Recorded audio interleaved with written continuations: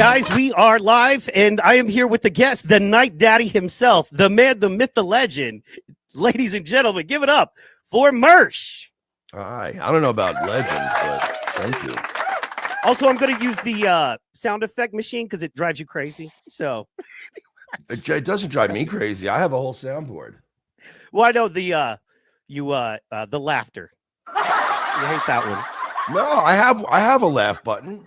I don't know if I can get mine to work because I'm on StreamYard, but no, I have a laugh button too. I don't use it as often, but no, I don't shit on the soundboard. I shit on people that rely way too heavily on the soundboard. Like they just hit it every 2 seconds and it's like they have Tourette's. Yeah. Like, calm down, dude. You got to be careful because you better kill me. I'm gonna be another rapper dead for popping off at the mouth with shit I shouldn't have said. Yeah, see, like that. That will drive you nuts. Guys, for those of you that don't know, MERSH is the Night Daddy, Nightwave Radio, one of the best podcasts you can listen to. Unfortunately, right now it's mainly on Rumble, but they're working on that. The whole team, he's got the whole team working on that one. And then he is one half of the Revenge of the CIS duo, the OGs, if you were. So yeah, man. Yeah, I would suck the devil's dick to get my YouTube channel back. So I'm working on that. Yeah. And that's the thing. First of all, I just want to thank you, man. Thank you for taking the time. This is a legit kick-ass thing for me, and a lot of the reason I'm doing what I'm doing is because of being able to tune into you talking smack on Owen Benjamin 5 years ago. So I appreciate it, man. And for those that follow the career that are fans, man, it's cool to see you guys grow and come up and blow up. So yeah, we're not blowing up. Trust me. We're still arguing. Me and Royce are arguing about money every week like a fucking married couple. Well, okay. In the eyes of Twitter, how about that? In the Twitterverse, there are people that love you to death, and that's all that matters. Money doesn't matter, right? Mostly Royce. They like Royce. Yeah. I mean, my Twitter bio is literally the guy from Revenge of the CIS, not that one, the one everyone hates. Yeah. Literally in my bio. Okay, so why are people so gay about this shit? The internet, right? Why do people get so mad and so twisted? Why, if you don't mind me asking, what blew me away and what still does, having a stand-up comedy background, you're used to busting balls. You go in a locker room, boys bust balls, people bust balls, but on the internet, Jesus, everybody's, even the hardcore, I'm a MAGA, I'm not sensitive, and they're such fags. Mm-hmm. Well, I mean, to be honest with you, and to answer your question, a lot of it's not real. I mean, there's two sides of it. There are a few people out there who are just genuinely furious at me, and I'm like, all right, I don't know what to tell you. And those are your terminally online people. Like, those are the people that just live and breathe on the internet. They live and breathe on Reddit. They live and breathe on like Kiwi forums, and everything is about like getting someone. And then there's the other half that just need a place to belong. So they just join in on this shit. But like, a lot of these people, a lot of the internet drama community has just, it's gotten very gay. Yeah. Like Kiwi Farms used to be cool. And then Kiwi Farms became like a parody of itself. And now it's like Kiwi Farms used to be a website where they're like, get a load of this retard. Let's watch him. Like, let's put every time he does something stupid, like post a clip of it. Let's all laugh at this idiot. And then at some point during the Ethan Ralph stuff, it became like, we have to fucking destroy Ralph. And you're like, what happened to just observing him when he had a meltdown and like posting links of it and then laughing at him? Now it's like, dude, we have to get the cops to take his kids away, bro. And you're like, whoa, where did we take that turn? Exactly. Why are we just going to wait for him to take pills and do a stream one night and leave the mic hot and say some goofy shit? Like, I thought that's what we did here. And it's like, nah, man, we need to get CPS involved. And you're like, nah, it's okay, man. I'm not, I don't want anything to do with that shit. They did the same thing with Owen when we would fuck with Owen. Like, all I ever did was fucking break Owen's balls. And then like people started, I got these people from the old Owen, but which is where a lot of this, my problem started, was I got a bunch of these like psycho ex-Owen Benjamin bears that like loved Owen, and they were his cult leader and his dad. And then I started fucking with him every night, and he was melting down about me. So then people that were getting mad at him were like, who's this who's this MERSH guy? And then they started coming around my chat room. And I guess they just thought, oh, this is my new replacement for my internet dad. And I was just like, you're all extremely gay.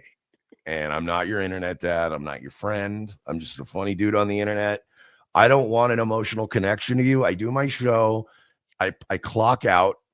And that's the end of my work day. And then I go on about my life. I mean, yeah, if we interact on Twitter, that's fine. Or you're like, hey, I got a good joke, I'll retweet it. But this, like, when you start sending me emails that are like walls of texts, like every day and stuff, it's like, all right, look, bud, I am not a replacement for a real life. The internet is not a replacement for a real life.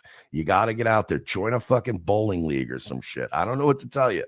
Go join a dart league at the bar. Something. You'll meet people, but I'm not your pal. I don't even live in your state. Yeah, exactly. Join a gym. Do something, man. You know, all my best friends don't watch my show. Right. All of my like me and Royce have a whole, like, Royce has his group of friends. I've got my group of friends. Then Royce and I have a group of overlapping friends, right? The group of overlapping friends that me and Royce hang out with, like if he throws a party on like Memorial Day, we'll all go to his house, whatever. 90% of the people at his party have, like, they know we do a show. It's not like they're ignorant to it. None of them watch it.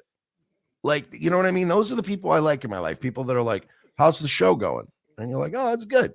And they're like, I want you to talk to me about it the way you would talk to me about any boring work job. Like, hey, Mike, how's work at the factory? I was pretty good. Oh, good. They're treating you all right? Yeah. All right, cool.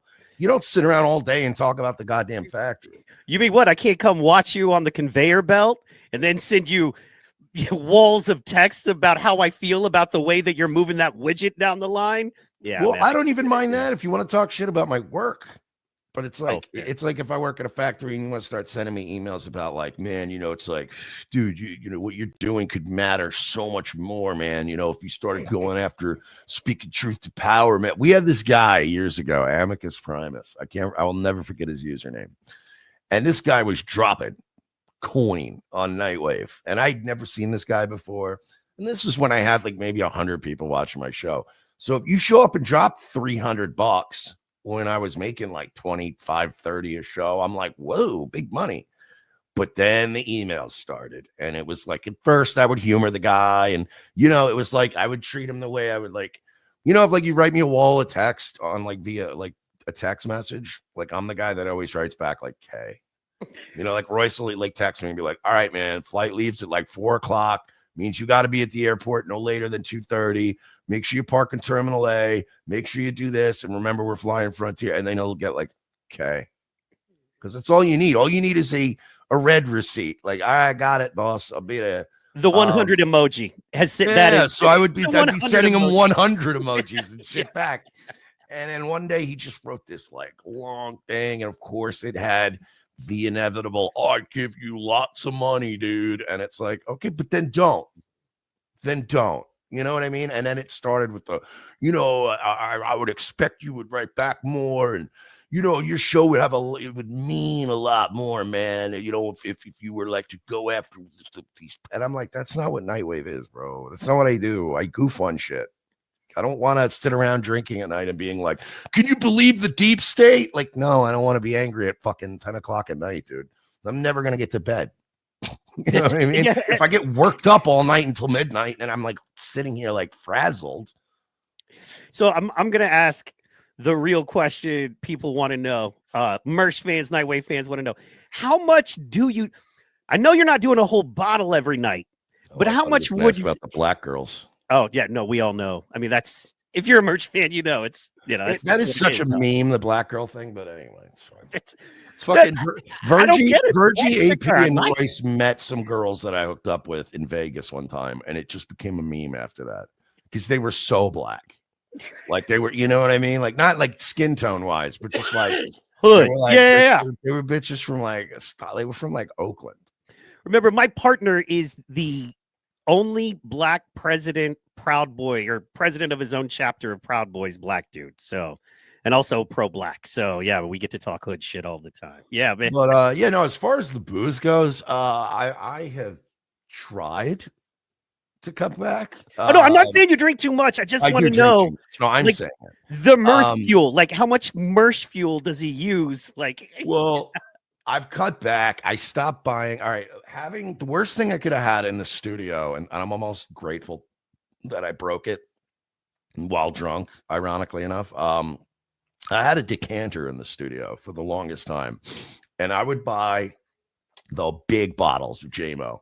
So I just refill that bitch like from the handle. That was the worst thing for me because I was drinking a lot.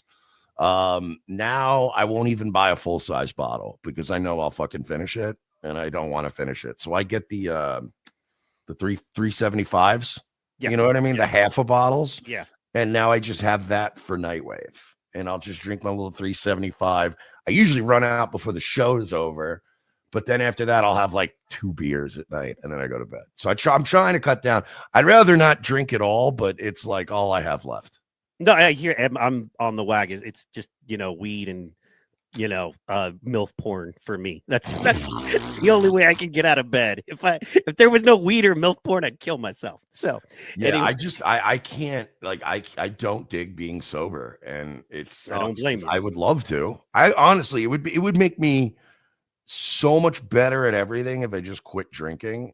But then like I'll get to like day 3 because I can go without drinking for like a week. But man, once I get to like day 3, I start getting antsy, man. I start getting antsy, and I'm like, oh, maybe I can just have a couple of beers just to stop the shakes. Yeah, fair. And you kind of got to drink to deal with your world, man. Something you said on your show, I want to say maybe a couple weeks ago. You were talking about everybody's favorite, the toe, and I love that guy, man. He keeps on giving. He rang the well. And by the way, man, just not for nothing, but the goal song is brilliant. I love the goal song. It's the best. Oh, Ryan Harkness is the man. I have a love-hate relationship with Ryan and that song because I'm a big Sabrina Carpenter fan. Like, I'm unironically a huge Sabrina Carpenter fan. She's perfect. She's the perfect woman. Yeah, she's banging. And we don't need any of these old pop stars anymore. We can fucking throw them all in a furnace. We have Sabrina now. He ruined that fucking song. He ruined the song of the year, which was Espresso. And I love that song. And now every time it comes on, I used to sing along to this dumb pop song. He's fucking ruined that song. He's run it into the ground now because now every time it's on, and it's on a lot, that song's always playing. And I'm constantly singing the Ryan Harkness version, and it's just. Imagine people who aren't in your universe, right? And you're sitting there and you're like, goalie, go, go. They're like, what the fuck are you saying? Yeah. What? Let my ex-wife touch Mercator's wiener. And people are looking at you like, I don't know who any of these people are. You're like, why are you talking about wieners, bro? It's a Sabrina Carpenter song. What the fuck is wrong? Yeah, man. The thing about Aaron is because I know he refuses to mention me by name anymore unless like somebody super chats him. And like he tries to lump me in with like the coalition to destroy the toe. Like I'm a member of Dungeon of Doom in the 90s, right? I'm trying to take out Hulk Hogan. Yeah. I'm part of the alliance to end Hulkamania. And you need the big spiky shoulder pads. Yeah. And if anyone knows me and has like watched me long enough, have you ever seen me like legitimately root for anyone's downfall or like hope that somebody dies or no? I'm old school Kiwi Farms. I'm not new school Kiwi Farms. I'm not going to destroy your life. But if you're going to insist on destroying your own life in a public setting, I have 4 hours a day to fill. You know what I'm saying? I got to watch something. So if Letitia's in jail now, so we don't have Letitia anymore. Fast she went to jail. She was back and then poof, gone. She was ejected from her court hearing today for being too disruptive. Nice. So she's not getting out anytime soon. So we need Aaron right now. So it's like he thinks I hate him. The truth is that I was one of the first ones to be nice to him when he was fighting with Chad Zumach. Like everyone thought he was a dork when he first came out, right? But he had better numbers, and there were some people that were like, I don't know, he's kind of a dork, but it's endearing to a certain extent. But everyone hated him, right? I kind of felt bad for him because he was this like out of touch small market radio guy, and he was just all of a sudden diving headfirst into the shallow end of the internet. And I was like, this is gonna end badly, So when he started fighting with Chad Zumach, who anybody who knows Chad Zumach, like Chad's a fucking idiot. Like not only is Chad stupid and ineffective in his trolling campaigns, but like the worst Chad will do is he'll call a club on live on his show and be like, you got to cancel that guy's gig. He's a terrorist or whatever, right? But he doesn't have a big enough audience and he's not smart enough and he's too lazy to like make enough phone calls for it to really put a dent in it. Like Chad can't hurt you is my point. When Chad started fucking with Aaron, he was melting down about it. And Aaron was like, I don't know what to do. And oh God, like he's going after my ex-wife and he's posting my ex-wife's book. And I'm like, well, A, you shouldn't have created a path to your ex-wife for them to find her. B, if she has a book that's been out for years, I don't know what to tell you, bud. That is fucking fair game. And I'm like, and then he was like, and April's freaking out because Chad, and she doesn't know like what this guy's going to do. She's not used to this kind of stuff, implying that he was panicking too. I gave Aaron two of the best pieces of advice a couple of years ago that day, the same time. I said, one, you're going to have to decide if you want a wife or a co-host. Like that's your number one thing. So if you want to keep April around, my advice would be don't have her on the fucking show because if she's not built for this, then she's not built for this. You're going to lose a wife. You're going to look basically if you wanted to be your wife and your co-host, you're going to end up with neither. So figure out which one you want. I was like, number two, basically, if you can't handle Chad, I'm warning you that I'm like, this is like Mike Tyson's Punch Out. You're telling me you can't even beat Von Kaiser and you're ready for Super Macho Man? Like you can't even beat the one guy after Glass Joe. Yeah. So you're not ready to fight King Hippo and shit. Like there's going to be way worse villain. Yeah. One of these motherfuckers teleports. Like you're going to be in trouble. So maybe this isn't for you. And then I even told him, I said, you can still do a show, but you need to completely not mind the trolls. And then you need to not get into like every time somebody badmouths you, you can't go, oh yeah, I'm going to do 30 minutes cutting a promo on you. Because then you just end up, I'm like, dude, you're not ready for what the internet's going to throw at you. And then we'll throw the kitchen sink at you. Well, gee, I guess somebody should throw another $1 in the MERSH was right jar. One more time. And I remember after the shit was blowing up, you'd already had back and forth. You were still trying with him. It's like, it's really like watching that retarded kid walk into traffic and you're screaming. And there's a point where you're like, well, my voice is gone and he's doing it anyway. But you still, because there's something good in you and you still got to try. I want to make people better. Even people that troll me, I try to help them. I try to make them better.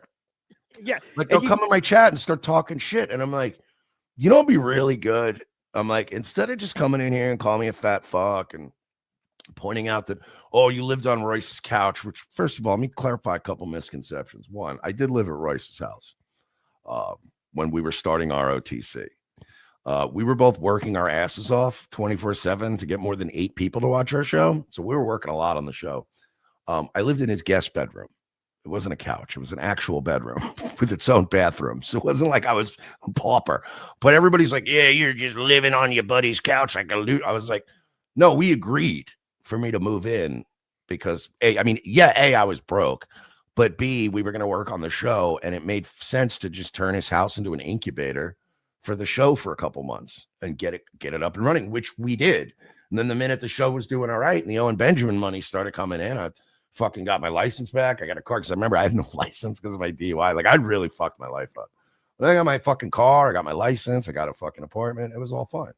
But yeah, these people come in and they'll troll and I try to help them because I'm like, instead of just saying like mean shit right away, I'm like, one of you guys should like come in, right? And like for weeks, like pretend to be a new viewer and be like subversive and be like, oh man, that's a good one, MERSH. Yeah. And then like wait a couple weeks, right? Then stick the knife in. That might hurt. You know what I mean? Yeah. Just screaming the gay F slur at me while you're driving past out of a window doesn't hurt my feelings. Now, if my sister calls me that, it would hurt a little bit more. Yeah, you told him one night, you looked at him basically and you said, these people are not your friends. And this was, I think, before the arrest, but after the Rekieta stuff. And he said on the next day on his show, he was like, I was thinking about what MERSH said about these people. It's like, still, this is after everything else. You still were telling him, man, these people do not have your back. They're not here for you. They're here for as far as you can take them, or they can go with you. He still didn't listen. He thinks he's friends with Keanu and Gino now, and they were about to testify against him. Friends. I see that. So, that's interesting. And then as far as the couch and shit, like, first of all, you won. Like, I don't understand. Like, okay, so do you have a successful show? Have you had contracts? You're getting more contracts? You guys able to do what you love? And maybe you don't make all the money, but do you make money? Do you have to go put on a fucking orange vest and dig for a living? You know what I mean? Do you have to clock in somewhere? No. You get to do it the way you want to do it. So you won. And I think that's where a lot of the hate for you guys comes in.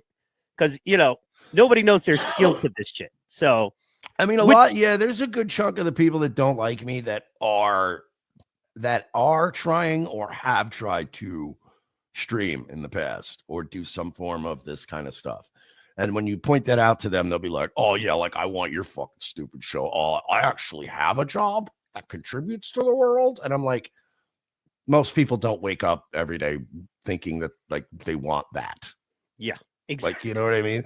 Like, if you had a choice between make fucking $100,000 a year streaming or, wake up every day knowing that, hey, I'm repairing the potholes in my local community. It's like, I'm not knocking jobs, by the way, because people misconstrue me as like knocking weight. Like, trust me, I have nothing. I worked every shitty job you can imagine on the planet in my life. So I'm not knocking working people. I'm telling people that try to cope when they're like, oh yeah, it's actually, unlike you, I actually contribute to the world for a living. And I'm like, all right, that's good for you. But most people don't wake up feeling that way. Most people wake up, go, man, I just want to do something I enjoy that doesn't break my fucking C4 vertebrae every night. And I can come home and still be able to fuck my wife and be awake enough to eat something and make enough money that I have an extra room in my house where I can get away from the fucking kids. That's kind of what most guys basically want in life.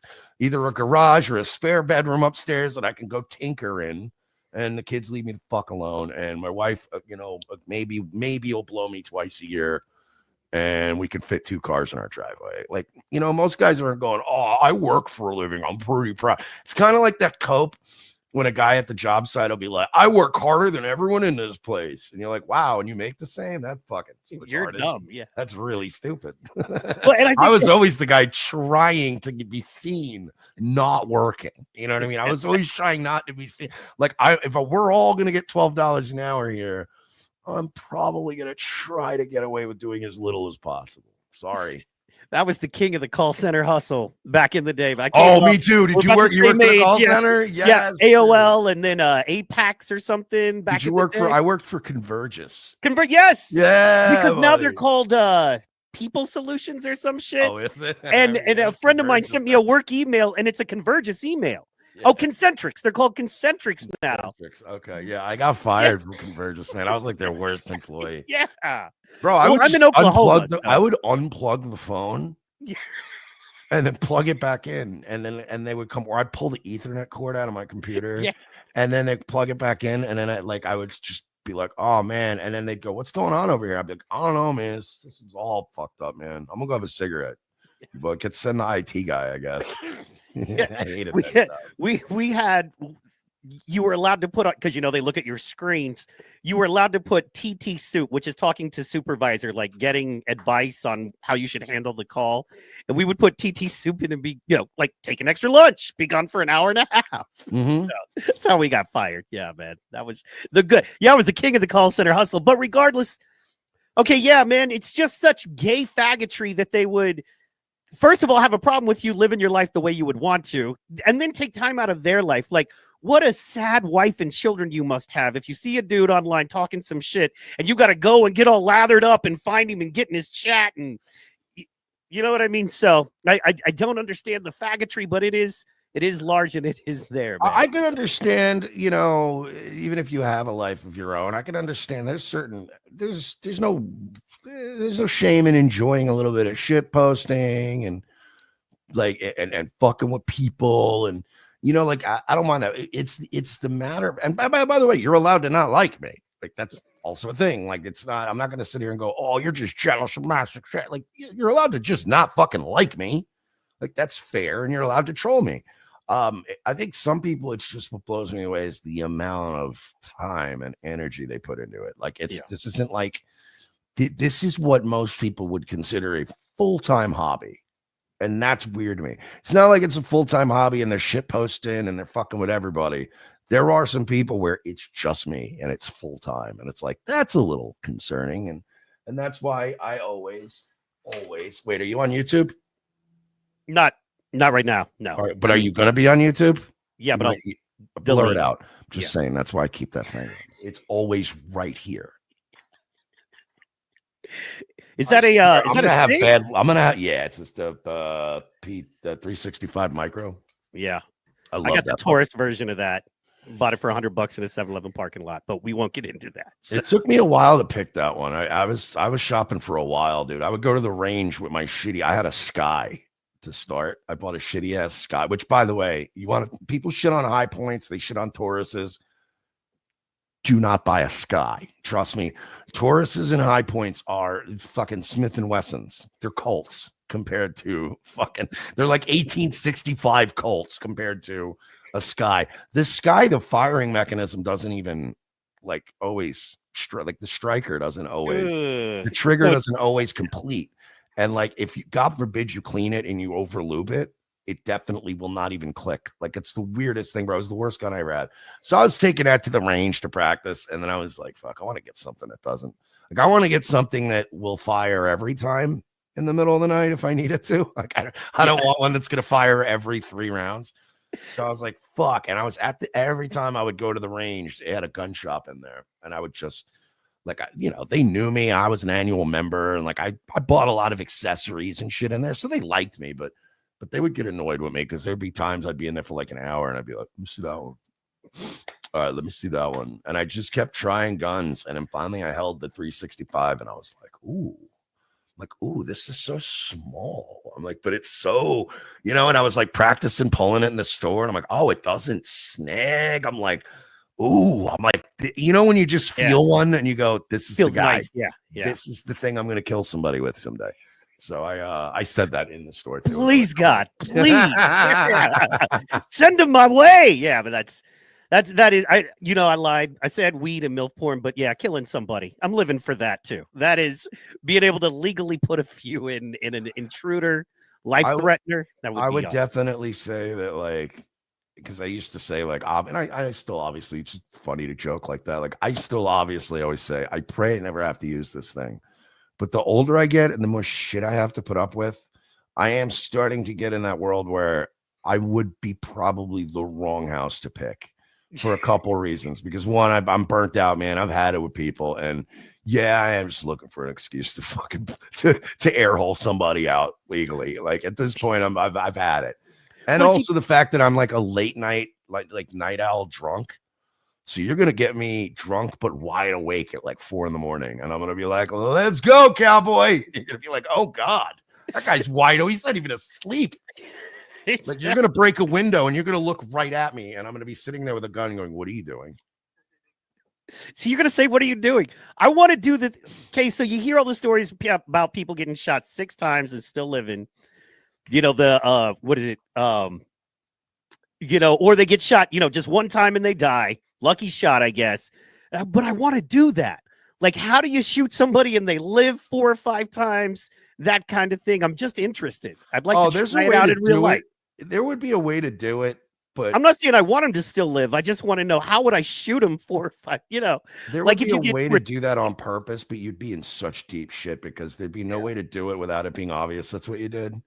You'd have to shoot out all 4 of their joints. And at that point, the cop would be like, all right, you were toying with him at that point. There's no way you hit all 4 joints perfectly and you didn't hit anything else. That's strange. Kneecaps and shoulders only? What the hell?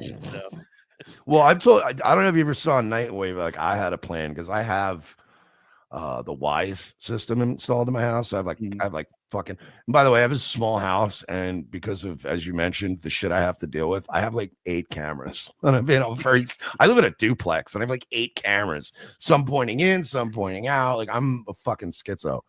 And but I have some of the LED lights that you can program with your phone. so you can just make them do whatever you want. So what I want to do is get Wise has this it has like a power supply that you can also hook up to your home network, so you could flip the power on and off. And I want to hook that up to a smoke machine, and then have like a triggering event so that if you do break into my house, smoke machine, and then it'll be like a red strobe. And I was thinking running the jungle by because I think Fortunate Son is just too played out. And Run in the Jungle sounds a lot muddier and dirtier, and it's a scarier sounding song.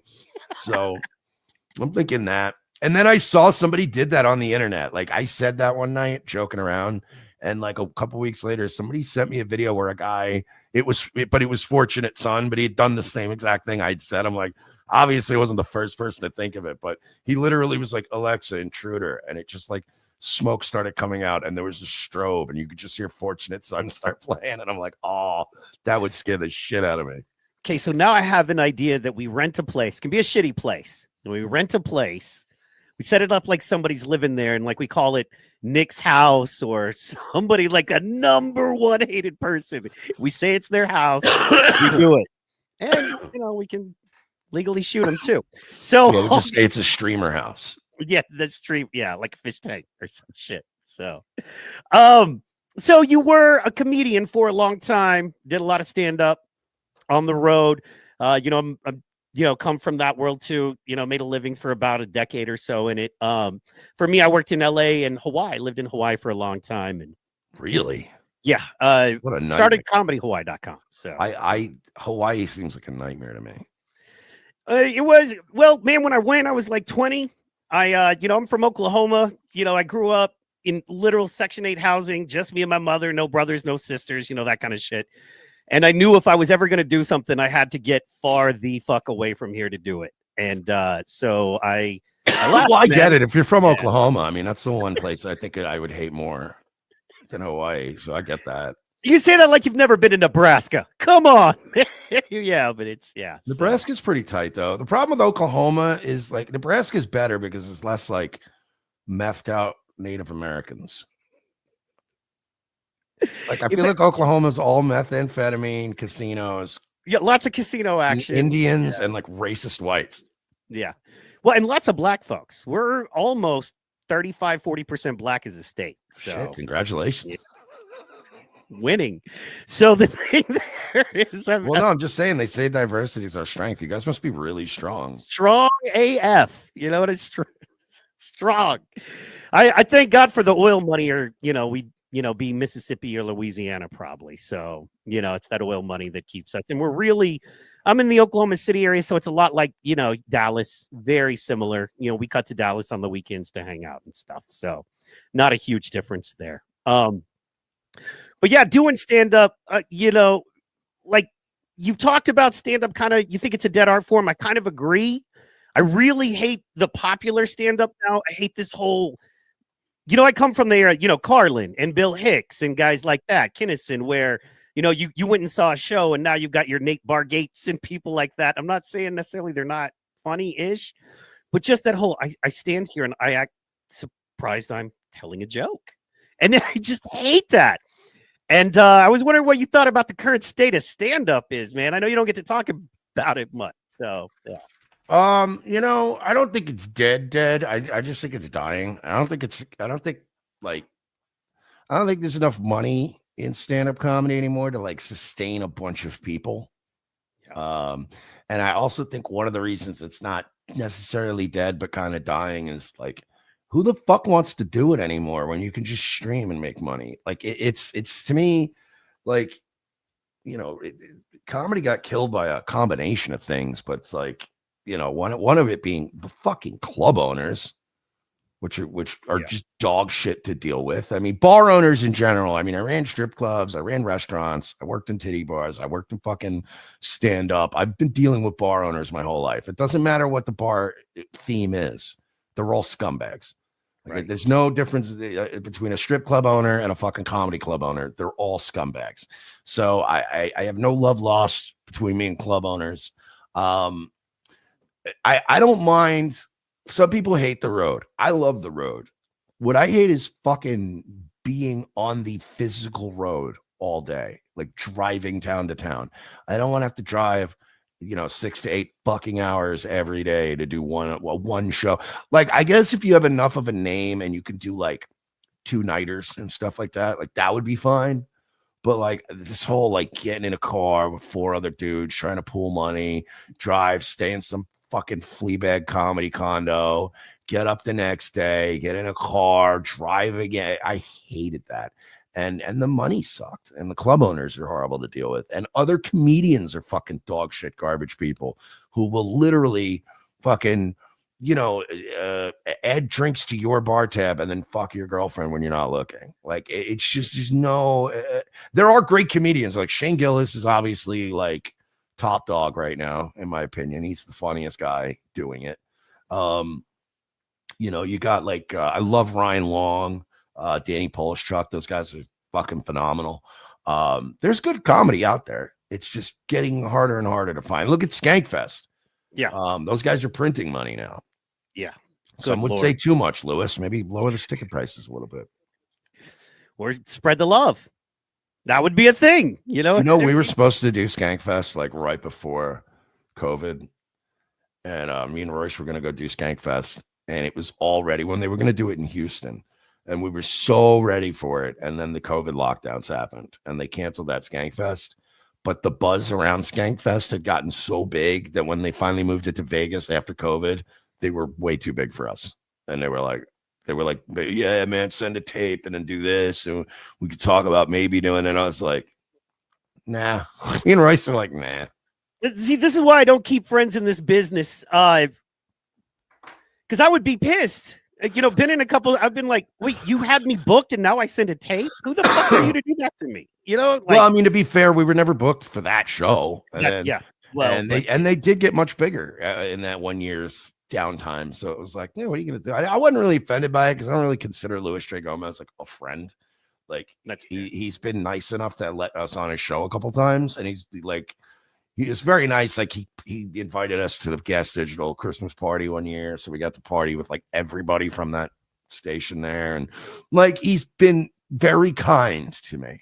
But to say like friend, I don't like motherfucker does not owe me shit. So I wasn't like really, it was just disappointing in a sense that we were like, damn, how cool would it be if we could go to Skankfest? And then, after a while, me and Royce would be like, have you heard anything? I haven't heard anything. Yeah, I guess they don't want us there. It's fine. But you guys get to do Range Day. That's pretty kick ass. Seeing the we just did the last one. Yeah. The last one ever. They're not going to do it anymore. I did not know that. Why? Do we know why? Or the guys from Demolition Ranch don't want to do YouTube anymore, and they're selling the ranch. So without a giant ranch to shoot machine guns on and land helicopters in, you don't really have a place to do it. So unless they'll maybe somebody else will take over as a spiritual successor. But yeah, Range Day was sick, man. And that had everybody there. Sam Hyde was there. Nick Rochefort was there. Tim Kennedy was there back when, before all his unpleasantness. It was weird. We met the Undertaker and Chuck Liddell, and it was insane. Steiny McStein. Wait, Alex Stein? Yeah. Oh yeah, that guy's a madman, dude. Love him. Him and I actually got thrown out of the after party this year. Well, of course. I'm not kidding you. Last night I talked to him. He said he doesn't drink anymore because of that night. Like we got so drunk together, he doesn't drink anymore. I did back in my drinking days. I did that. I burned a couple. They're like, I had to quit drinking after a night with you. It's like, yeah, man. It's what we do. Dude, I poured water on Royce's wife.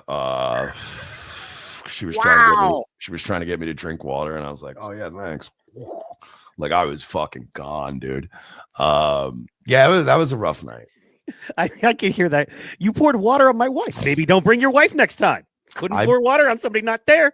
According to Royce, blew a .29. Yeah, I heard that. You guys were talking. And you're still alive. I was like, damn, dude, I should probably not do that anymore. It's like 0.4, like will kill you. So, well, the bar was like really heavy on the pour, and they had like an $8,000 bar tab. And this year, not as many people showed up as last year.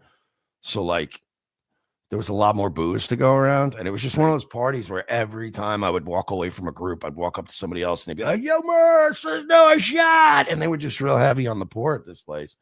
And you don't want to be a dick to people. You're like, yeah, let's do a shot. And after a while, apparently me and Alex Stein were fucking screaming at each other at the top of our lungs at one point, and people thought we were going to fight. And then a couple of people went over to see, and everybody's like, oh, no, they're getting along. They're just yelling at each other. I don't know why. We have a weird, me and Stein have a weird relationship. That's drunk comics, though, man. We love yelling at each other, you know, and also like hood shit. You know what I mean? When the boys are having a good time, they get loud. That's just what that is, man. So that's that's what that is. I wanted to ask you, man, as we're coming up on it, have you seen what Milo's doing today on the internet by any chance? No, what's he doing now? 1X. He's just hinting away and going after everybody, man. Oh, I had something for you. Just as a fan, I wanted to show you here. Now, the dude doing the video looks pretty retarded, so I can't 100%, but it looks like Brian Shapiro was kicked off of Occupy Democrats. Wait, oh, was he? Yeah, see. Oh, Brian Shapiro. I don't know why I heard it as Ben Shapiro. Yeah. So it looks like Brian Shapiro is no longer on Occupy Democrats. They kicked him off. So. Oh, no, why? What happened? I don't know. And then if you click on it, the dude doing it is kind of like this kind of retarded-ish dude. There's like, I'm glad they got rid of him. So I'm like, but you know. Yeah, what is that? Well, yeah, I'm very curious to know now. Has something to do with, I guess, he pissed the wrong guy off. So. But what does that have to do with Milo? Oh, I switched gears hard on you. Sorry. Oh, I was like, because you said Milo, and then it was like Brian Shapiro. I was like, I was thinking of Twitter. Well, the problem was I was thinking of what's going on Twitter today, and I remember I'd bookmarked that Brian Shapiro. One of the, just one of the many, but one of those guys was, experiencing bad shit. He lost his Occupy Dems thing, and then, as I asked you about Milo and pulled that up, that was there. I apologize, man. I should have stayed one track at a time. So. But why? So who's he nuking today? Oh, everybody. He's like going after. No, he's been in a mood. He's like, I mean, just on and on, just little hints here and there. Like which, let's see here, which, boy, he's posting screenshots. Now he's posting screen. Here you go. Which amazing wannabe pastor and radio host presides over a harem of vulnerable young white boys, almost all of whom he has orally and anally sodomized despite their protestations? And then here's another one. Which black Arizona-based Christian conservative influencer cheated on his planet-sized wife so much with a mixture of boys and girls that she started cutting herself? Oh, my God. Is he going after my boy? I don't. He's just going at and then there's another one. Which diminutive Jewish firebrand? Oh no, he's going after RC Maxwell. Oh, let's go. I hate RC Maxwell. Yeah, so he's going after multiple people. I think, unless it's the same Milo. dude. I'm actually on Milo's side, but he is also saying Jesse Lee Peterson's a gay rapist. So I don't like that part. I don't know. Yeah. But I do like that he goes after RC Maxwell. RC Maxwell is a fucking piece of garbage. Don't know enough about RC Maxwell, but I'm sure if they're garbage, they're garbage. I believe he came from the LA grifting political scene from like 2016, and he had like a whole bunch of like criminal charges before that, and then he reinvented himself as like a right-wing grifter. But he's just one of the most backstabbing right-wing grifters. Like he'll stab you in the back immediately just to get one notch up. Like he's not a good dude. So I enjoy that part. But leave my boy JLP alone. Yeah. Well, and supposedly he's going after Benny too. Who knows? So well, that's fine. You can go after them. Just leave Jesse Lee Peterson alone. I think it's just a cloud play. I mean, it's Milo. You know what I mean? His Twitter activity's a little low. He doesn't have anything else really at this point. So he better, you know what I mean? Better start throwing shit out there. But we love it. What I'm amazed at is how we just love it and how people are just like, yes, yes, yes. I'm like, I don't want anybody to say any of that shit. You know what? Let's prove it first, right? So, because Milo himself, right? So that's my confusion is some people we deal with, they just kind of get a pass. Yeah. Right. And it's just like, well, yeah, this guy may have admitted to this or that, but we're just going to give them a pass. Whereas this guy over here is a piece of shit. And I'm like, but it's the same thing. Yeah, I mean, the most enraging one is the Tate brothers. Like, I'm tired of hearing like, hey, they didn't do anything wrong. And I'm like, they admitted to it. Yes. They openly bragged about it. Like, I thought that when people did that, we took them at their word. But that's Milo. You know what I'm saying? So, but, you know, once again, it just amazes me how if we just like somebody or if they go after somebody we really don't like, it's cool. And that's what I'm learning is just, you know, if you want to be in the game, you got to play the game on that level, right? So, because like you were saying, it's all fake. It's not about the actual moral stance. Nobody gives a shit about the moral stance. It's about, you know, the grift. So, yeah, it's like same thing with free speech. Like, nobody's free speech. We just disagree on what should be banned. Nobody's free speech. That's fair. You know what I mean? Like, you're either on the side where you don't want, you don't want to talk about race and IQ, or you're on the other side where you just don't want trannies talking to kids. Like, either way, we all want to limit some kind of speech. That's fair. That's fair. I just, with the Tate thing and with all the right wingers coming out so kind of in support of him.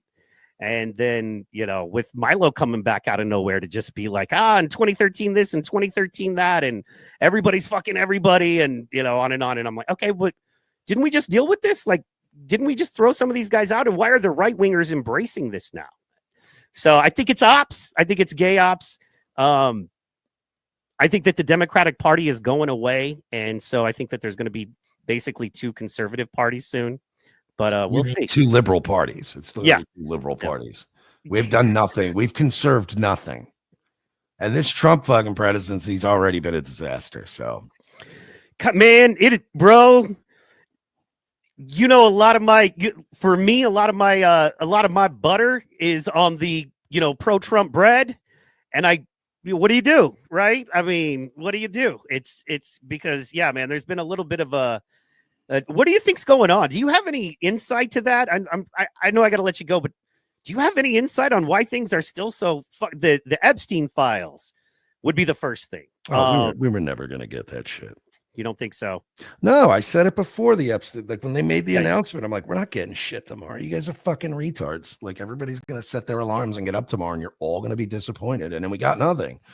See, it's a lot easier when you can just, accept the fact that this shit's not happening.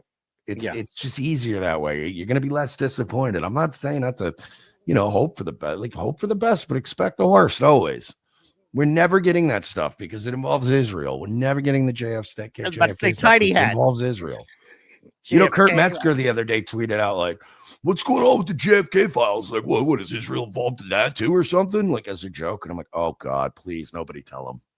I don't have the heart to tell him. I don't know if you heard, but eggs and gas is down, bro.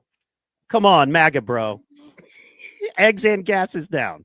Okay, but yeah, we're still doing really, really sad, retarded shit. This Tate Brothers shit really pissed me off. We really should have stayed out of that. Like you were saying, they know somebody. And once again, man, like, why take a side when they're shady? Even if there's nothing that we can prove, they're shady. If who you are online is I'm this person, like Jeremy, for instance, of the Quartering, who's trash, but as far as his takes most of the time. But why cape up for the Tate? What are they doing for you? What are they doing for you? I just don't get it, man. I don't understand the way we take our sides and the way we choose the people we choose. I don't understand all of that. But moving on, man, I was going to ask, what do you think about where Rumble is going? What are your thoughts? I wanted to get your thoughts on Rumble. Because, we started a show called Rumble on Rumble about a year and a half ago, trying to get some of that sweet conservative Rumble grifter money. And they never came and called us. We never got anything. But, we were able to, get a little stuff going with the show itself. So they just seem to be making all the wrong moves. I don't understand. And now, even their big partners are kind of leaving. Where do you think they're going to be around? I've kind of made my predictions about what's going on with Rumble. Like, I mean, I could be wrong, but I have my own theory. The They're a publicly traded company, so they're not going anywhere tomorrow. They're not going anywhere the next day. You'll get your little. We're all get our little Rumble payouts on Fridays. Like it's for a while, but they are kind of speed running some things that I can already like. So I predicted last year at the end of the year that Rumble would seek out angel investors first, because that's always the first thing, because that's just free money. And they'll issue stock or whatever, and they'll have an angel investor. I predicted they would do that sometime around tax season or after tax season. I underestimated that they would take Brock Pierce's dirty tether money sooner than that. I mean, they locked in that deal before the end of 2024. So I was like, damn, they're already taking angel investor money. That's not a great sign. The next thing they'll do is they will issue more. They'll do one of two things. Is they will either dilute the stock down the road when they need more money, and that's when you just basically issue more shares. It's just like printing money, basically. It's just inflationary. Like you basically just go, yeah, we're going to issue 1 million more shares of stock, so everyone's stock takes a fucking dent. That, or things will get really bad, and they'll go, or actually they'll do I got that backwards. They'll either do a stock split, or I'm sorry, a reverse split, which would be bad, or they'll issue more stock. So it's one of those two. And once they start doing those two things, it's not looking great. But it is a publicly traded company, and there's always going to be some money to make appear somewhere for a while until there's not. So I don't know. We'll see. They're not making any money, though. Their revenue is in the it's really bad. I don't know if you do the live reads at all. I used to. I haven't recently. They're drying up. Yeah. And they're drying up. There's only or less. Well, it's only Rumble now. Well, that's what Royce tells me. I don't actually see the dashboard because I'm kicked out of doing live reads. So that's whatever. But Royce is like, yeah, they're all Rumble live reads. Like it's all Rumble Premium. I'm like, oof. Yeah, they're the Dr. Disrespect investment was retarded. They're gonna lose their fucking shirts on that. He's already back on YouTube monetized. If Twitch lets him back, they're fucked. They didn't even sign like an exclusivity deal or anything. Honestly, I have no faith in Rumble because I've dealt with Rumble and I see how bad they are at business. And I'll put it this way, right? They paid us dog shit for our contract. But our contract terms were actually like really loose. Like it was actually wild. Like we gave Rumble more than we were contractually obligated to. We only had to give them 1 hour a day, Monday to Friday. So we could have just done YouTube if we had a YouTube. I mean, it got nuked before we finally got it back. But when we didn't have YouTube there for a while, but even when we had YouTube, we were just on Rumble. But Rumble really only wanted an hour a week from us, which means that we could just went on YouTube anyway. Some of these guys got way more sweetheart deals than that. So like, what's the point of like signing a guy and then when you go and look at the numbers, Dr. Disrespect, he's got what, 15,000 people, 17,000 watching him on YouTube, and he's got like 4,000 watching him on Rumble. You guys just hemorrhage money. So I don't know what they're doing. They've already had so many failed ideas that they blew money on that they like I've said this before, and I'm going to be careful so I don't get sued. I want to make it very clear that I don't think, nor have I ever observed Chris Pavlovsky to be a user of any narcotics. That being said, Chris Pavlovsky acts like a guy who's always on cocaine, if that makes any sense. Just a lot of impulsive ideas. We're doing this, boys. You know, a lot of, all right, boom. And then like the next day he crashes and he's like, yeah, I don't even want to do that idea anymore. And it's like, it's not how you run a company with a $1.6 billion market cap. So I don't have a lot of faith. I've met the people that run this company. They're fucking buffoons.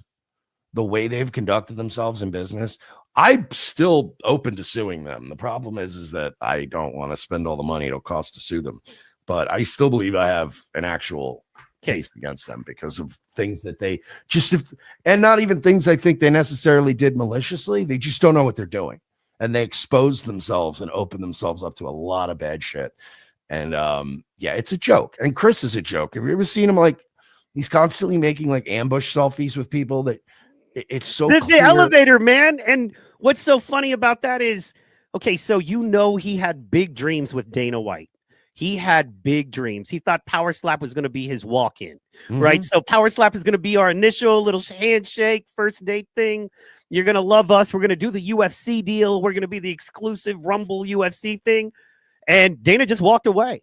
Didn't even have the respect to stream their last little Power Slap deal live on Rumble and YouTube. Just all YouTube. Literally. Oh, wait. Is that true? Yes, it's 100%. Yeah. Because, a couple of Power Slappers, they're friends of mine. Like, guys that actually do it are friends. That's how I, know. But I'm looking now. Is that why? Oh, my God. Is that why it's not been on the front page? Correct. Yeah. So all the money they spent on that. Yeah. That's a big deal. That's funny. And to add insult to injury, they did the thing where they go live on Rumble. They showed one match, and as soon as that match was over, they were like, now everybody go to YouTube, log off of wherever you're watching and all other platforms, and go to YouTube right now. Literally, they did that, man, last Friday when they did the Power Slap fights. So, because I love that. But this actually reinforces everything you've said. Yeah, but it reinforces specifically, like, okay, when we went to Vegas for Power Slap, right? The whole Rumble crew was in the whole crew was there, right? Yeah. So we went to Power Slap, whatever. Everybody was pretty tipsy because there was free booze and free food at this thing. It was awesome. Like, it was all catered. So everybody was pretty lit. I was lit. Chris was a little lit. This is so embarrassing now because I've been saying for months to Chris's face on Twitter, on my show, like, you're a fucking joke, and people laugh at you behind your back. Like, guys like Dana White and Kai Cenat laugh at you, and they take your money, and you're a fucking mark. And I've been calling them a money mark for years. So we get out of Power Slap, and me and Royce were starving. We're like, whatever. Or no, we wanted weed. I think we wanted to go get weed. So we went to go get weed. And God, I love Vegas. So we went to go get weed, and then Chris was like, hey, he goes, hey, I feel so bad telling this story. It's so embarrassing. So he's like, hey, you guys want to meet Dana White? We're like, fuck yeah. And Royce had met him at Power Slap, but like, obviously for like 2.5 microseconds where you went, oh shit, you're Dana White. And he took a picture with him real quick and was like, nice. But he's like, no, you want to go hang out with Dana White? And I'm like, he's got to be kidding me, right? So I call my buddy Kevin Scampoli because he's in Vegas and he was going to hang out with us anyway. And I'm like, yo, you want to meet Dana White tonight? And he's like, are you for real? And I'm like, just saying, bro. So we go out. Oh, no, it was the next. He goes, tomorrow night we're meeting Dana White. So that's what it was. So I called Kevin. I'm like, let's have dinner tomorrow. Then we're going to meet for drinks at the Ari with Dana fucking White. And he's like, and he's obsessed with UFC. He's like, I need, So we go. Dana White never shows up.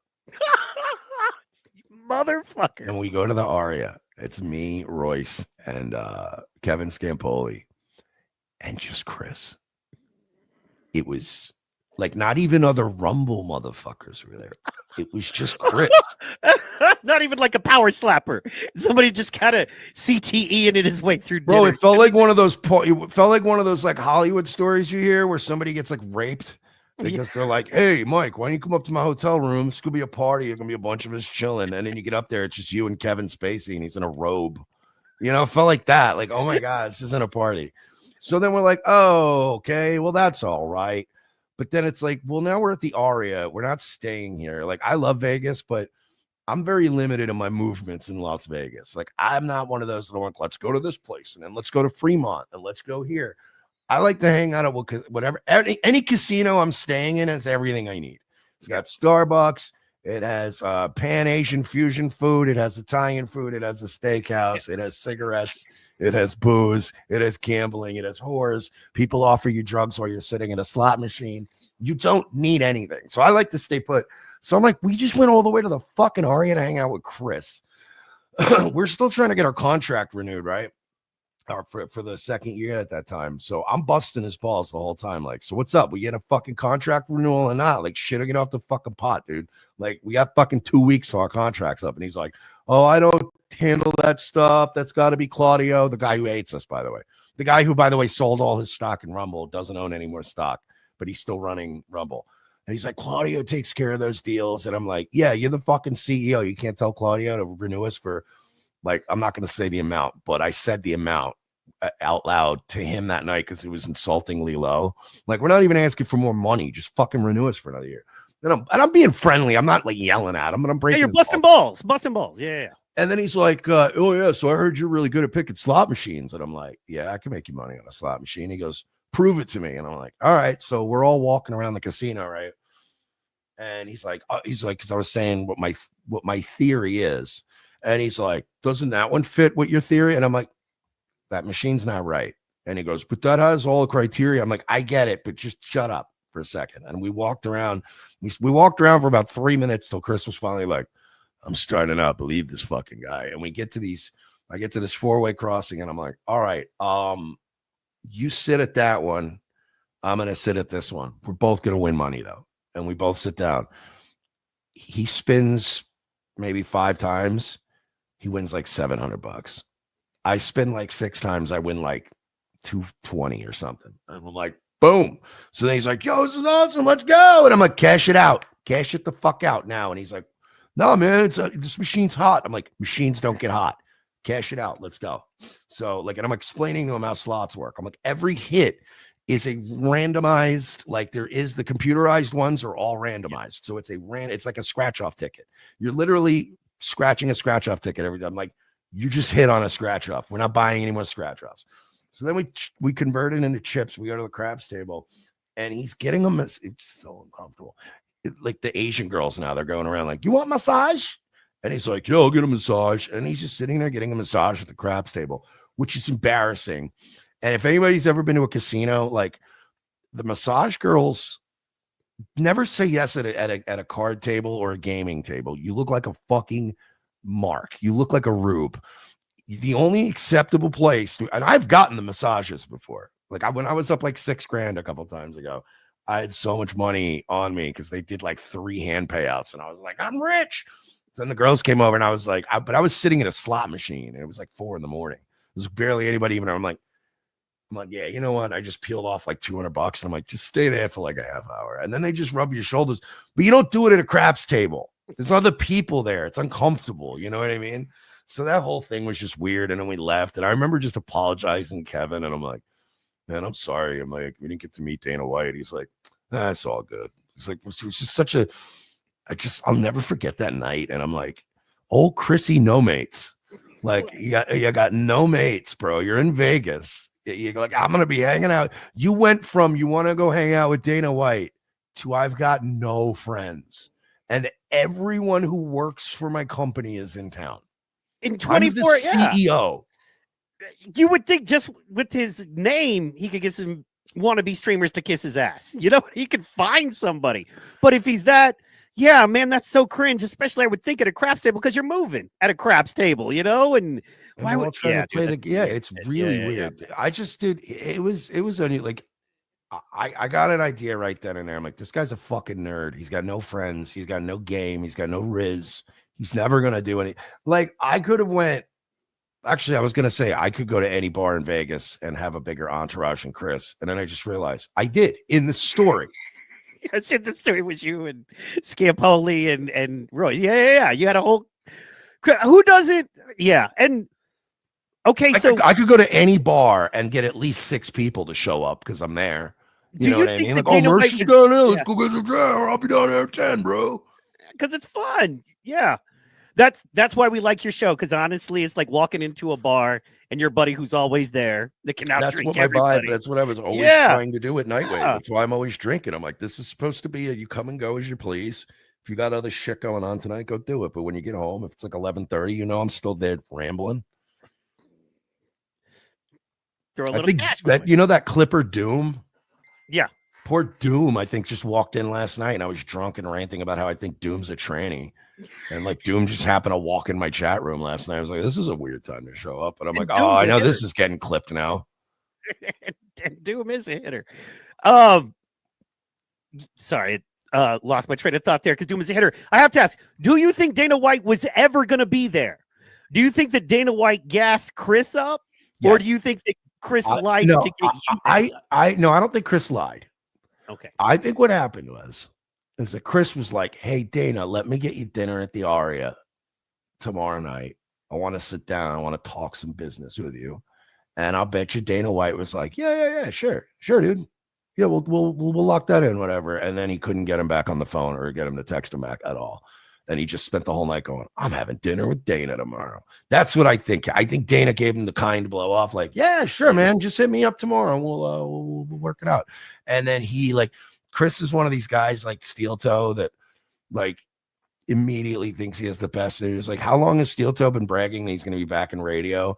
And every time he describes one of those phone calls, it's like, it's clear to any one of us adult men what a nice blow off sounds like. Yeah. Like, you know what I mean? Like, if you called me and said, hey, I need a job broadcasting for you, and I go, look, I just don't really have any spots, but hey, man, look, you're my guy. If I need somebody, you're the guy. And then he took that as, they're going to hire me soon. And it's like, no, they're not. Stop bragging.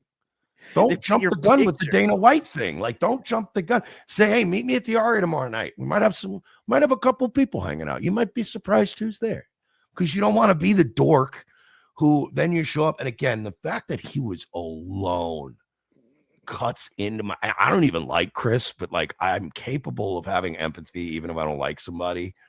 And it cuts into me, like, I feel bad for that you're the CEO of $1 billion+ company. You just had an event down the street and you don't even have like sycophantic employees that want to hang out with you. Like, hey, yeah, I'll get us another drink, boss. Yeah. You don't even have that. It's Vegas. You can buy friends. There are broke motherfuckers there that need $200. Like, you're going to hang out with me for the night, $200. You work for me. He did buy whatever a I friend, say a massage girl. Yeah. Well, she was his friend. That's true. The best friend he ever had. Bro, and the best part was he got a massage for like 30 minutes. It was awkward. It wasn't like it wasn't like he went in a room and took care of it. We were shooting craps. Of course it was in front. It was in front of everybody at the Aria. 30 was so weird, man. But he seems like the kind of guy who doesn't, like, his money has insulated him. Like, and what you said about the Coke thing, I got in that, like, those Coke money dudes, they're always too put together, but it's always kind of sloppy. Like, you can kind of see through it. You're like, yeah, dude, I see you got the hair and you're wearing the clothes, but you're not put together right. Like, you're not put together as just like a motherfucker who moves with money. You know, you're clearly, there's something you're trying to cover for or some shit like that, I think. So anyway, and then there was another thing he did at Power Slap, because when we were all a little tipsy, like, I was talking to Royce at one point, and like, he came out and like tried to put me like in a little headlock thing. And it was like, and he was like, huh, so do you still hate me now? And I remember in that moment also being like, what? Ew. Like, I just remember being weirded. I was like, no, I don't hate you. I was like, you're fucking faggot sometimes. Like, it's literally what I said. Royce was like, Jesus. I'm like, what do you want? I was like, I don't hate you though. Like, and it's a little weird that you, like, I didn't say this to him, but after he left, I told Royce, like, it's a little weird that he wants me to like him. Like, stop, grow up, have some dignity. And don't ever, I'm a grown man. Don't fucking do that to me unless you want to fight. I'm a grown man. You should give as much of what I fucking think about you as I do about what you think about me. That's how much of a fuck you should give. And if you care, show with your money. Renew our contract. Give Nightwave a contract. If you want me to like you that bad, there's an easy way to do it, bro. There's a way where you can buy my friendship. You know, $500,000 for a year. We're in. Let's go. We're making more money now that we don't have a contract with them. Hell yeah. Because we got to open Patreon back up. Because that was contingent on our Rumble contract. We had to shut our Patreon down. That was making like a lot of money. Like, it wasn't making crazy money, but it was making a few grand a month. And we had to shut the whole fucking thing down just to convert everybody to locals. But when we didn't have the contract anymore, and we got it worked out beautifully. We got YouTube back. And then like a month later, Rumble was like, we're not renewing your contract. And we were like, fuck, but we got our YouTube back. So we just switched our Patreon back on. And people that never wanted to go to fucking locals because they didn't want to make Dave Rubin rich enough to buy another baby. There were some people that just either through laziness or just through I'm not giving them money wouldn't sign up. And as soon as we were back on Patreon, they're like, oh yeah, I'll give you $7 a month. You're on Patreon. That's easy. And you get to keep your locals, so you get both. Mm-hmm. You know, I've been a fan for such a long time, and I remember when it was $5. I remember when it was only $5. So they fucked that up too. They royally fucked us on that too, because we made it $5. And that was contingent on, at some point, we even told the audience, we're going to increase the price, but we're going to make it $5 for like the first, year or so. In the second year, we told them, we were like, look, we can't afford to keep doing it. We need to increase our locals, whatever. They go, oh, yeah, well, there's no way to do that. And we're like, the fuck do you mean there's no way to do that? I'm like, every other paywall service, you go in the back end and you change the 5 to a 7 and you click save. And everybody gets an email. So it's fair, Patreon, you know how it works. If I increase it from 5 to 7, everyone gets an email. Nobody gets auto billed unless they, log in and say, okay, I'll take the 7. They fucked it up so bad. First they go, well, we don't have a way to do that. So you're going to have to contact Stripe and tell them to fix it on their end. I'm like, are you listening to yourself?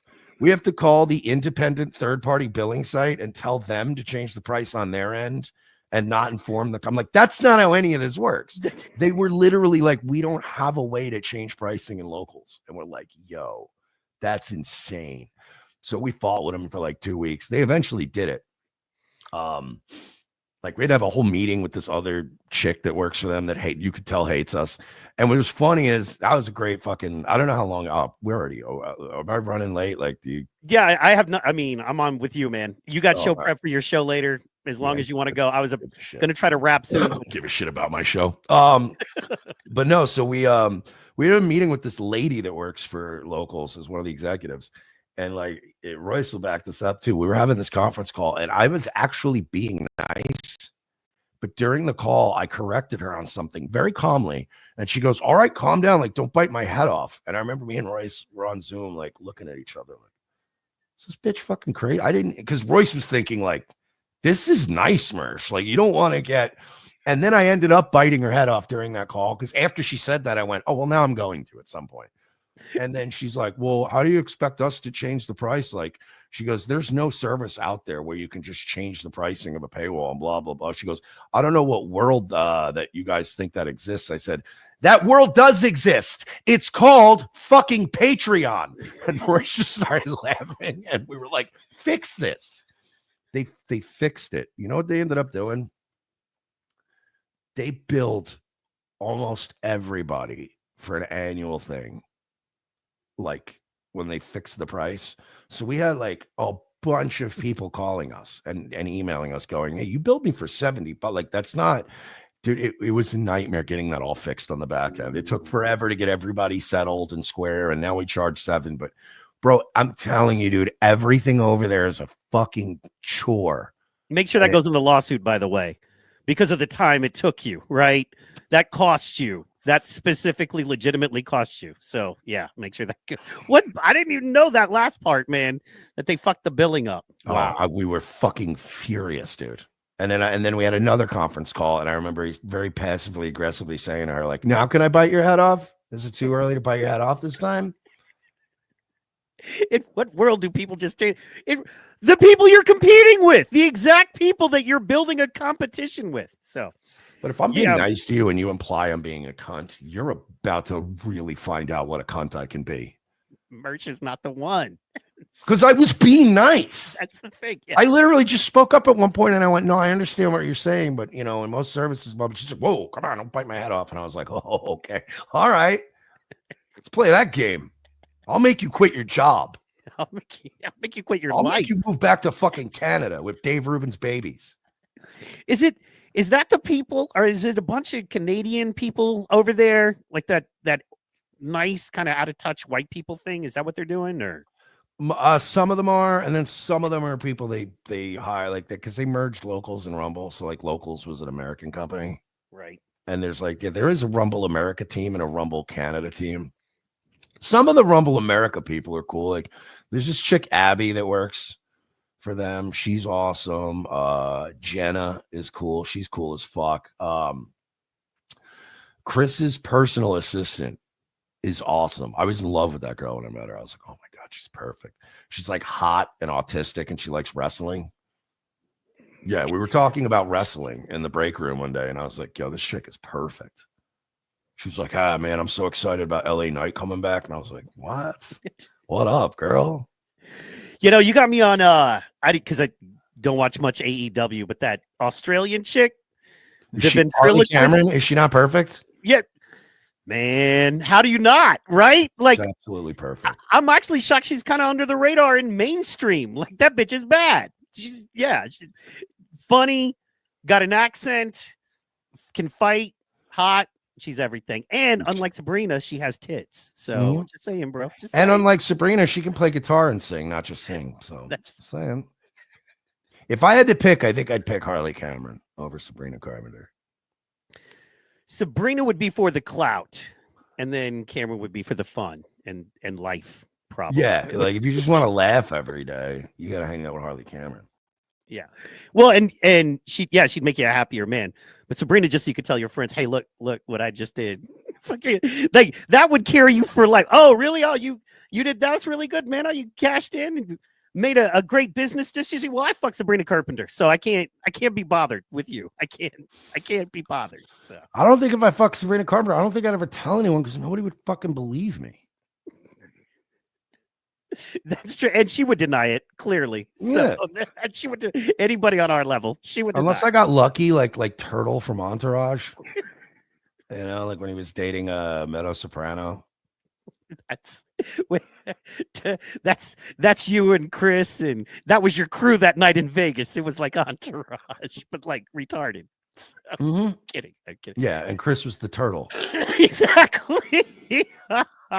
It's funny, man, that and I know for a fact Dana was just kind of over him. I mean, how hardcore do you have to go before you just do that whole, and it wasn't like a new thing. It was just out of nowhere. It was like, yeah, we're on YouTube, we're not on Rumble. And it wasn't until 2 days until this show, which was on Friday, that Wednesday they just came out and announced, because I have a guy, in Vegas that works, in that UFC world, and he's like, new announcement, and he's like, they are not streaming on Rumble at all. And he knows, we went hard for Rumble in the beginning, and he's like, no more Rumble. He's like, they'll do clips, but no more Rumble for anything UFC. I think Dana's just kind of done with them. So, I mean, they blew it. They had a good thing going. All I could think about was that picture, that weird self-dive bomby elevator picture with Trump and Dana and all of that, and he looked so happy, and I was like, and it's so awkward because it's so clearly like they don't they're not posing with you in a picture. They're never taking pictures with you. He's always ambush selfieing people. That's true. That's true. It's awkward. I would do that with you guys. Speaking of that, people have been talking to you guys, have hinted about doing a thing, like a public thing where people could come, like maybe Vegas or Miami or something. Are you guys talking about doing something like that for your fan? We're going to Vegas next month. We're having like a little meetup. I don't know who's really all going, but we're going to WrestleMania, and because Mania is in Vegas this year. Nice. And we're bringing out Gino from Scampoli's show, because Gino's shiftless now without Kevin's show to do. And we've sort of temporarily adopted Gino as our unofficial mascot. And I'm just keeping him warm for Kevin until Kevin gets back.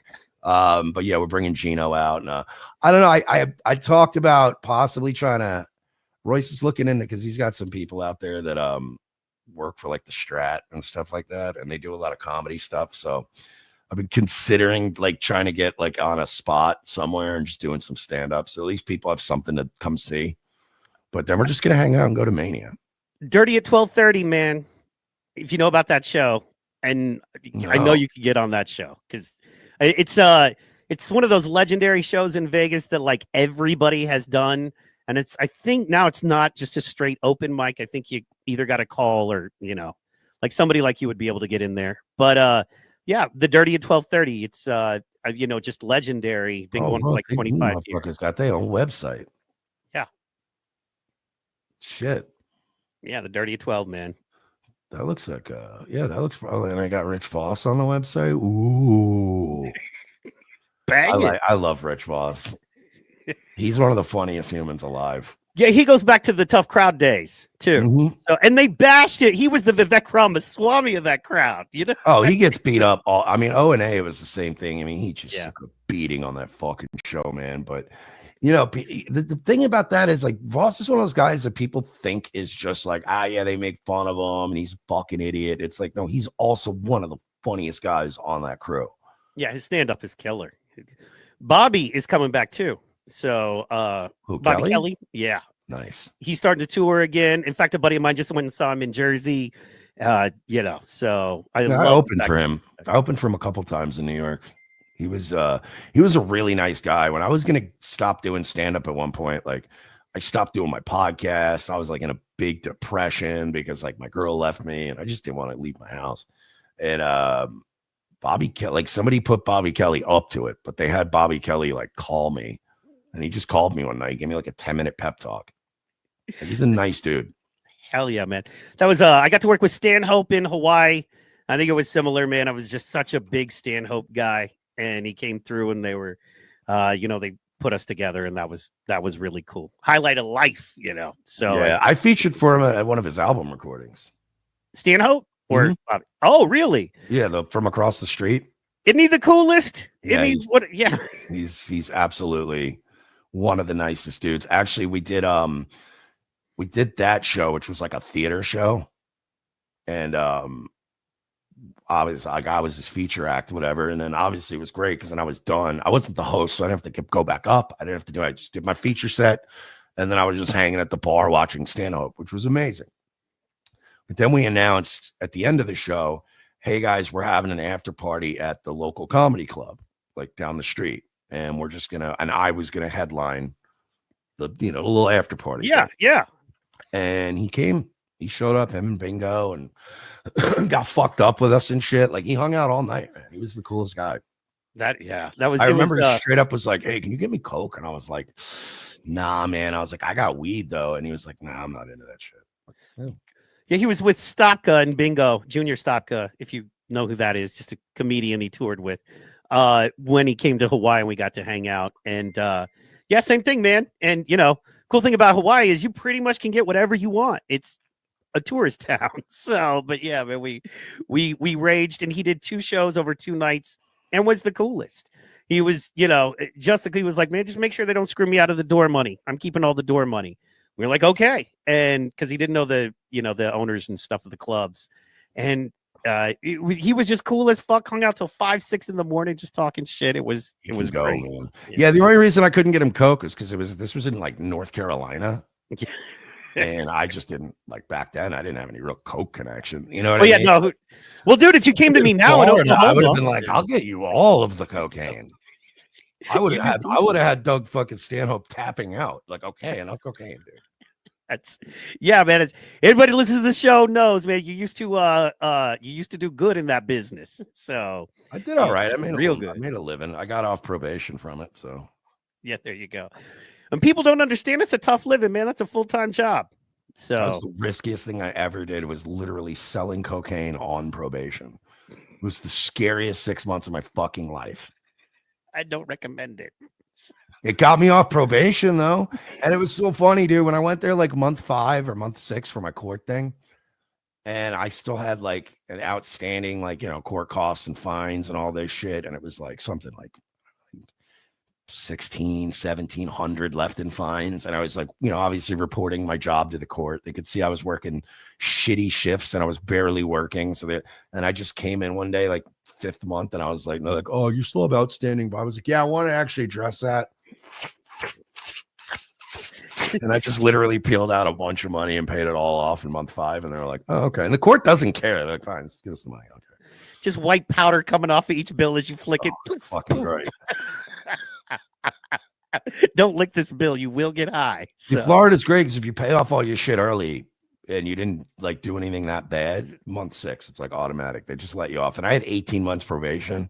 So I was in a rush to pay that shit off on month 5 because hell yeah, I wanted that 6th hearing to hear you're done. Get out of here. And I was like, fuck yeah. Go back to work. Smoked a blunt like as soon as we left, and I threw up out of the side of my buddy's car because I was not used to weed. What is the rule down there? Here is dispensary legal, right? So if you get your little license, you pay your little $60 to a doctor that says you have back problems, and then you have dispensaries. Is that Florida? Yeah, style? no, we only have medical. Oh, okay. Yeah. We almost passed recreational this time, and I think we were like 3% short in the vote. Like we almost got it. But yeah, it's really easy to get your medical card in Florida, but it's heavily regulated, and you can only buy like so much shit.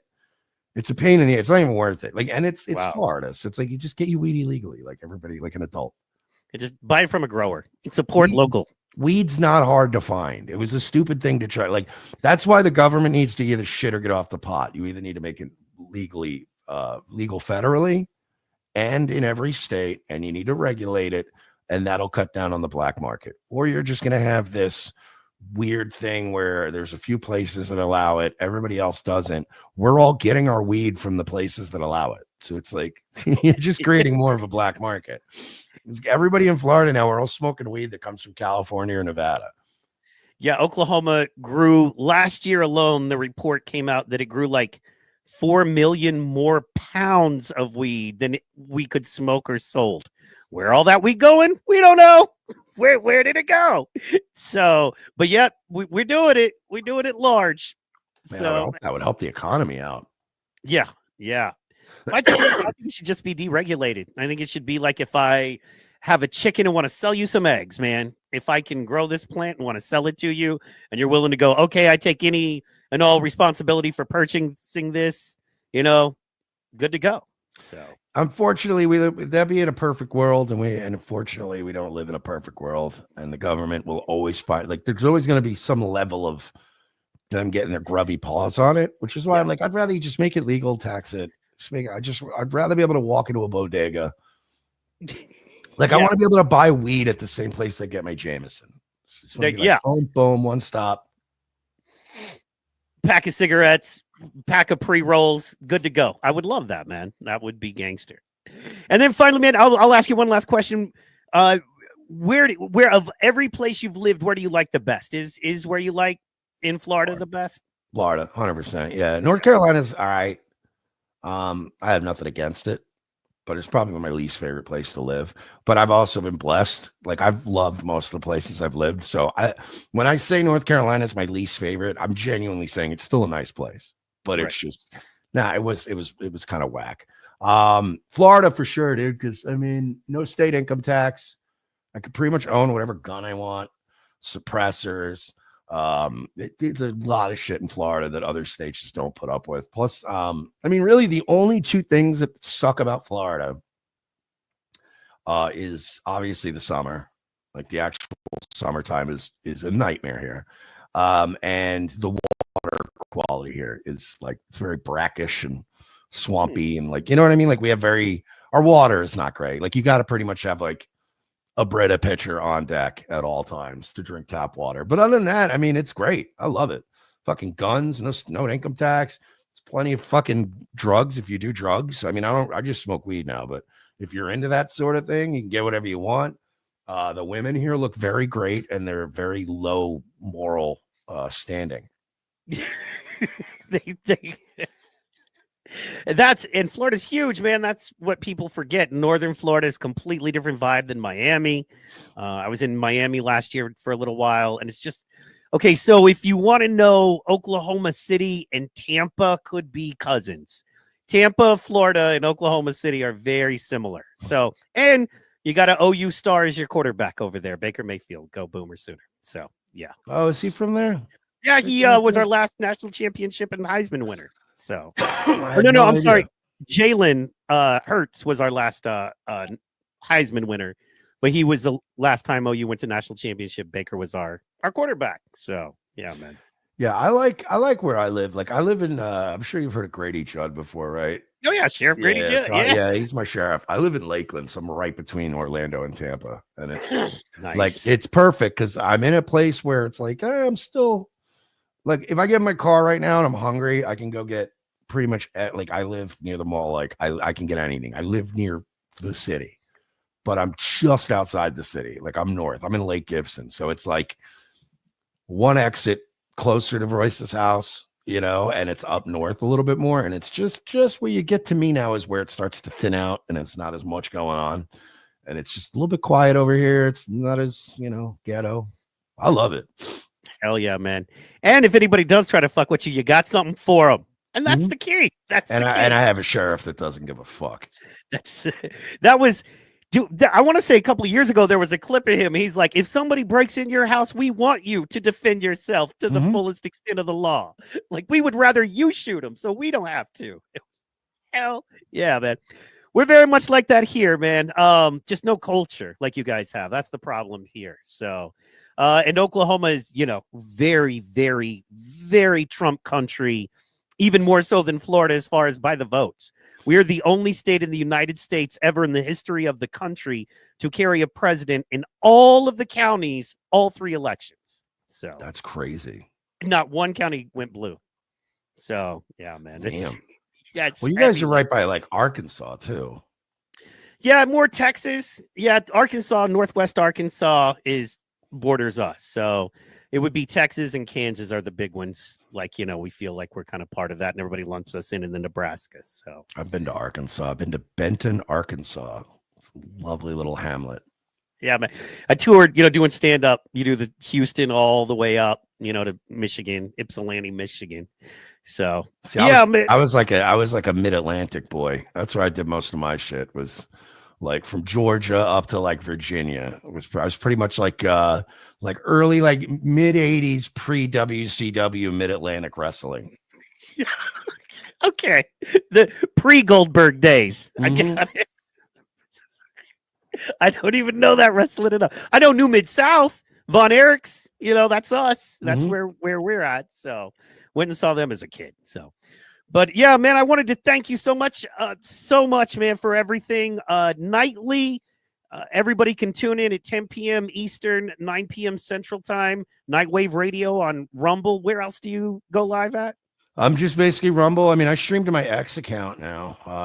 Gooning on Rumble on X if you want to follow me. But yeah, I'm praying I get this YouTube channel back. Like I said, I got an inside guy that's in the process of at least trying to see if he can get it back, but we'll see. Hell yeah, man. Shout out, and then of course, Revenge of the Cis. Everybody probably already knows that watches this, but that's every day at 4 p.m. Eastern, 3 p.m. my time. So yeah, man. And then shout out to Marge and Clarence and I just went Louis Louis. News. Sorry, He's Louis, having the a snooze original. right next to me. Yeah, the one. Yeah, Louis, you're original. So the OG of the crew. So shout out to your cats, man, and thank you so much for doing this. No, thanks for having me. You just have to let me know when, because I thought we were doing this live. So I don't know when you're doing this, but let me know when I can. Wednesday. Hype it up. This should be out Wednesday, 6 p.m. Central. So, but yeah, because I want to do the stuff, and I wanted to make sure that you're cool and with everything. We're the whole thing, man. So, by the way, I just checked out your link to your show. You're doing it wrong, right? Probably, I'm doing a lot wrong, man. You're uploading to your user account. You have to make a channel. For which link? I just clicked the link on your X account. Oh, X. Yeah. It took me to the PT pod, but it took me to rumble.com/user/PT pod. Oh, I didn't realize. Fuck. So okay. You have to go to account. You have to go to click on your name. Not now. I'm just telling you for future reference.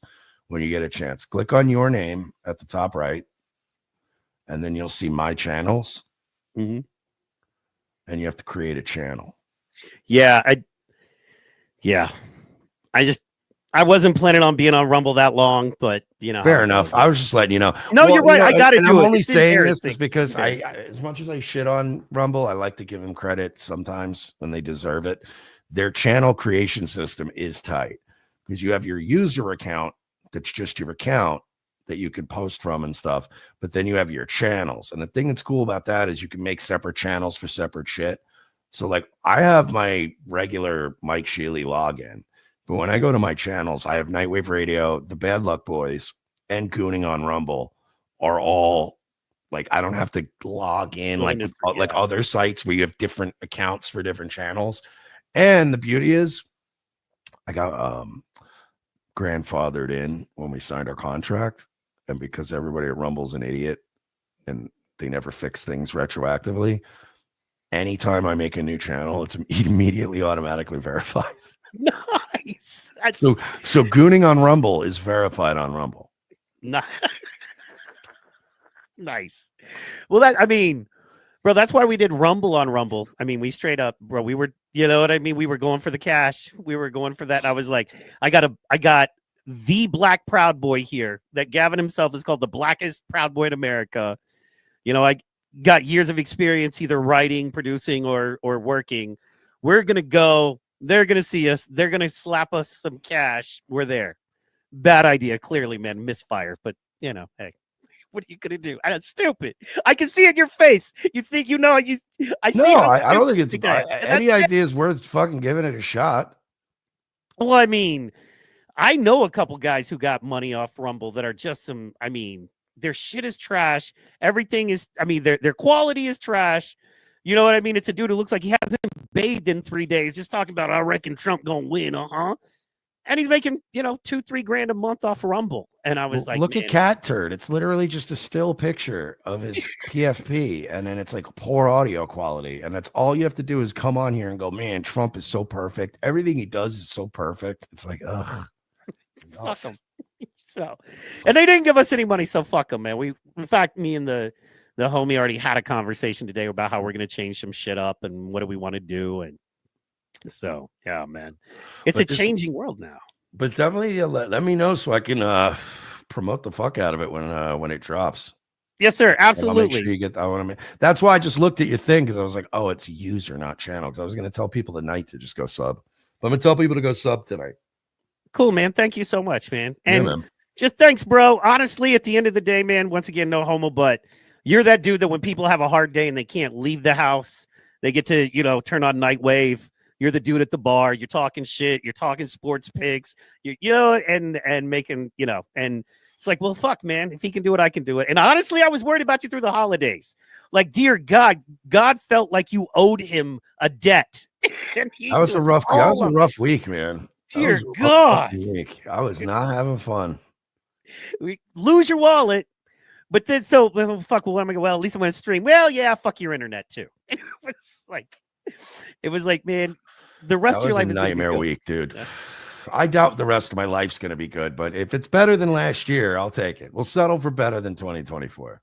Fair. All right, man. Thank you so much, Mersh. You're the shit, bro. Thank you, man. Thanks for having me on, dude. Thank you. All right, we'll talk soon. Later, bud. Bye. Yeah. Fuck yeah. Oh boy.